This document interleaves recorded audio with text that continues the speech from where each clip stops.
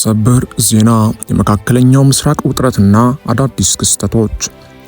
ሰላም ጤና ይስጥልን የቻናላችን ቤተሰቦች፣ በመካከለኛው ምስራቅ ያለውን ቀውስ አሁንም እያየለ ቀጥሏል። ዛሬ ጠዋት የወጡ መረጃዎች እንደሚያመለክቱት በቀጠናው አዳዲስ ወታደራዊና ዲፕሎማሲያዊ እንቅስቃሴዎች ተመዝግበዋል። ዛሬ የምናያቸው ዋና ዋና ርዕሰ ጉዳዮች በሊባኖስና በእስራኤል ድንበር ያለውን ሁኔታ እንዲሁም በጋዛ ያለውን ሰብአዊ ቀውስና ወታደራዊ እንቅስቃሴ፣ በሌላ በኩል የኢራን ማስጠንቀቂያና የክልሉ ስጋት በትንታኔ እንመለከተዋለን። እስከ ቪዲዮ ፍጻሜ አብራችሁን ቆዩ። በቅድሚያ በሊባኖስና በእስራኤል ድንበር ያለውን ሁኔታ። ዛሬ ጠዋት በደቡብ ሊባኖስና በሰሜን እስራኤል በኩል ያለውን ግጭት ከፍተኛ ደረጃ ላይ ደርሷል።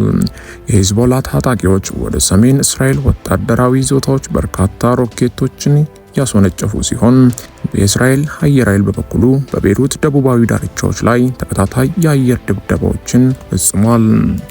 ይህ የሚያሳየው ግጭቱ ከድንበር ባለፈ ወደ ዋና ከተማዋ ቤይሩት እየተጠጋ መሆኑን ያመለክታል።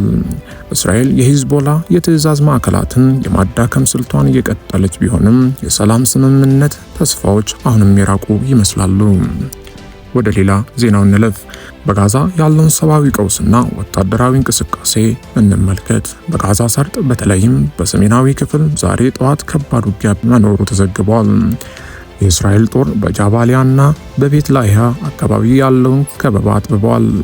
በሌላ በኩል የረሃብና የሕክምና ቁሳቁስ እጥረት ከፍተኛ ሁኔታ መጨመሩን የተባበሩት መንግስታት ድርጅት አስታውቋል።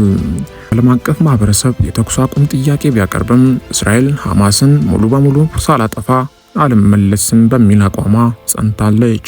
በሌላ በኩል የኢራን ማስጠንቀቂያና የክልሉ ስጋት። ከቴሄራን የወጡ መረጃዎች እንደሚጠቁሙት ኢራን ለተሰነዘረባት ማንኛውም ጥቃት አሰቃቂ ምላሽ እንደምትሰጥ በድጋሚ አስታውቃለች። ይህ የቃላት ጦርነት በቀጥታ ወደ ግጭት ካመራ መላው የመካከለኛው ምስራቅ ወደማይወጣው ቀውስ ሊገባ ይችላል። የአሜሪካ ወታደራዊ ድጋፍ ለተባባሪዋ እስራኤል መቀጠሉን ደግሞ የኢራንን ቁጣ አባብሶታል። የዛሬው የመካከለኛው ምስራቅ መረጃዎች እነዚህን ይመስሉ ነበር። እናንተስ በዚህ ጉዳይ ላይ ምን ትላላችሁ? ሰላም የሚወርደውስ በምን መንገድ ይመስላችኋል? ሐሳባችሁን በኮሜንት መስጫው ላይ አጋሩን። ቻናላችንን ሰብስክራይብ በማድረግ የደወል ምልክቱን በመጫን ወቅታዊ መረጃዎችን በፍጥነት ያገኙ። ስለተከታተላችሁን እናመሰግናለን። በድጋሚ እስክንገናኝ ሰላም።